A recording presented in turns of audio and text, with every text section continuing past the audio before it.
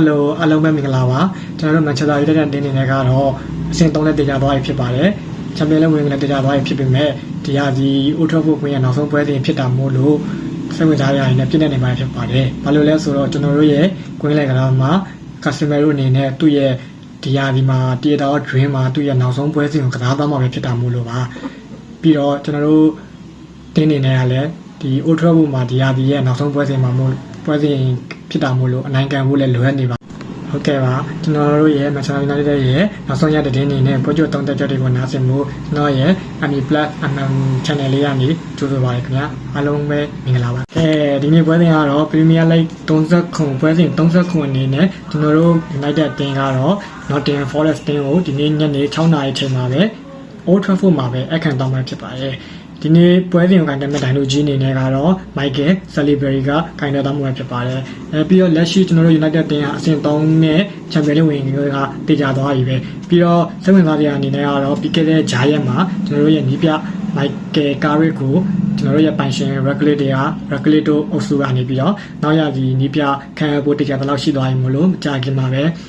Here we go ဖို့တိတ်မလို့တော့ဘူးပေါ့နော်ပြီးတော့စိတ်ဝင်စားတဲ့စိတ်မကောင်းစရာအနေနဲ့ကျွန်တော်တို့ရဲ့ customer တို့အနေနဲ့ဒီသူ့ရဲ့နောက်ဆုံးပိတ် Old Trafford ပွဲစဉ်ကိုဒီနေ့ပွဲမှာပဲကစားတော့မှာဖြစ်ပါတယ်အားကြောင့်မို့သူ့ရဲ့အကောင်းဆုံးပုံစံအနေနဲ့ဒီနေ့ပွဲကိုကစားတော့မလားဆိုတာကတော့စိတ်ဝင်စားစရာကြည့်ရမှာပေါ့နော်ပြီးတော့ကျွန်တော်တို့ရဲ့captain Bruno Fernandes အနေနဲ့သူ့ရဲ့ Premier League အဆင့် record ကိုလည်းဒီနေ့ပွဲမှာချိုးသွားမလားဆိုတာလည်းစိတ်ဝင်စားစရာအနေနဲ့ကြည့်ရမှာပဲတခုရှိတာကျွန်တော်တို့ United အနေနဲ့ကတော့ဒီ Nottingham Forest နဲ့နောက်ဆုံးကစားခဲ့တဲ့9ပွဲမှာတော့တပွဲပဲနိုင်ပြီးတော့တပွဲတည်3ပွဲထိရှုံးထားတာမို့လို့ Nottingham Forest ကိုအနိုင်ခံဖို့လဲကျွန်တော်တို့တိတ်ခါရလိုအပ်နေတာပေါ့နော် Nottingham Forest ကလည်းအဆင့်16နဲ့တန်းစင်းအဆင့်16ပြင်မဲ့ပေါ့နော်တန်းစင်းဆောင်ကနေလွတ်ဖို့ကလည်းတေချာတော့အဲ့ပေါ့ဒီနေ့ပွဲကိုသူတို့ရဲ့နီးပြVictor Pereira အနေနဲ့ကလည်းဖျားကင်းကင်းနဲ့ကစားလာနေတာမို့လို့သူတို့ရဲ့အကောင်းဆုံးပုံစံအနေနဲ့ United ကိုရှင်ပြိုင်သွားမယ်လို့လည်းကျွန်တော်ထင်တယ်ပေါ့နော်ပြီးတော့သူတို့ရဲ့ Premier League နောက်ဆုံးပွဲစဉ်10ပွဲမှာလည်းရှုံးပွဲမရှိထားမလို့အဝေးကွင်းပုံစံကောင်းတွေရနေရမလို့ United အနေနဲ့လည်းခက်ခဲနဲ့ Nottingham Forest ကိုအခန့်ကစားဖို့ရှိနေတယ်ပေါ့နော်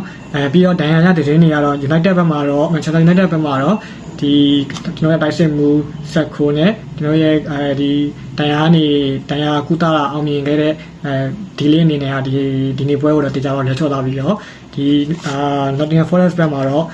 Morgan Gibbs အနေနဲ့ကတော့ပြန်လည်ပါဝင်နိုင်လာပါတယ်နိုင်လာဖို့ရှိရပါတော့ပြီးတော့သူတို့ဘက်ကလွဲချော့မဲ့ကစားသမားတွေကတော့ Nicolas Savana Muriolo Volley နဲ့ O'Dwyer လိုကစားသမားတွေကတော့ဒီနေ့ပွဲကိုတေချာပေါ့လွဲချော့သွားဖို့ရှိနေပါတယ်ပြီးတော့ကျွန်တော်တို့ဒီနေ့ Nottingham Forest နဲ့နောက်ဆုံးကစားတဲ့9ပွဲမှာလည်းတပွဲပဲနိုင်ရတာမလို့ကျွန်တော်တို့ရဲ့ဂုဏ်သိက္ခာအရဒီနေ့ United အနေနဲ့ကတော့ Forest ကိုနိုင်ကန်ဖို့လိုအပ်နေပြီ United ရဲ့လူစင်းအနေနဲ့ကတော့ဒီကျွန်တော်တို့နီးပြ Michael Carrick ရဲ့ကစားနေကြ4-2-3-1ပုံစံ formation နဲ့ပဲပေါ့နော်ဒီကျွန်တော်တို့ကိုစမမှာဆိုရင်တော့ဟန်နီလာမင်းအနေနဲ့ပေါ်ထက်လာနိုင်ပါတယ်ဒီနောက်တန်းအနေနဲ့ကတော့ဒါလော့ရဲ့မကွိုင်းယားရဲ့မာတီနဲ့ရဲ့ရှော့တို့ပဲပုံမှန်ပေါ်ထက်နေကြတာမှအနေနဲ့ပေါ်ထက်လာနိုင်ပါတယ်ကွင်းလန်အနေနဲ့ကတော့ Casemiro နဲ့ Menu ဒီသူတို့ဂျူပေါ်ထက်လာနိုင်ပြီးတော့ဒီကွင်းလန်တိုက်စစ်အနေနဲ့ကတော့ Bruno ကဦးဆောင်လာနိုင်ပြီးတော့ဒီရှေ့ရန်အနေနဲ့ကတော့ကွန်ညာရဲ့အမ်ဘူမူရဲ့အာမက်ဒီယာလိုတို့ကနေပေါ်ထက်လာနိုင်တယ်လို့ကျွန်တော်ထင်တယ်ပေါ့နော်ဒါပေမဲ့ကျွန်တော်အာမက်ဒီယာလိုကိုတော့ခုနောက်ပိုင်းပွဲစဉ်တွေမှာတိတ်တော့အားမရဘူးပေါ့နော်ဘာလို့လဲဆိုတော့သူကဖောင်လဲအောက်နေရပေါ့နော်ဘိုင်ဝမ်နေလဲသူခိုင်းပုံစံလည်းမဝင်ဘိုင်ဝမ်နေလဲမကြော်ဘူးဖြစ်နေတယ်ပေါ့နော်ဒါကြောင့်မလို့သူ့ကိုကောင်းဆုံးပုံစံကြီးပြန်ရအောင် Michael Carrick အနေနဲ့လုပ်ပေးနိုင်မလားတော့ကျွန်တော်တို့ကြည့်ရမယ်ပေါ့နော်ကဲအားတော့ Manchester United ရဲ့ကျွန်တော်ရဲ့လူစင်းလေးပေါ့နော် Camera လူစင်းလေးပေါ့ပြီးတော့ကျွန်တော်တို့နောက်ဆုံးအနေနဲ့ဒီနှစ်တင်းလုံးကတော့ပေါ့နော်နှစ်တင်းလုံးကဒီ Premier League မှာလည်းမှတ်ပေးဇယားမှာလည်းသူကနေဆိုခြေချနေပြီပေါ့နော်ဖျားလည်းမရှိတော့ပြင်မဲ့ Manchester United နေရာတော့ဒီ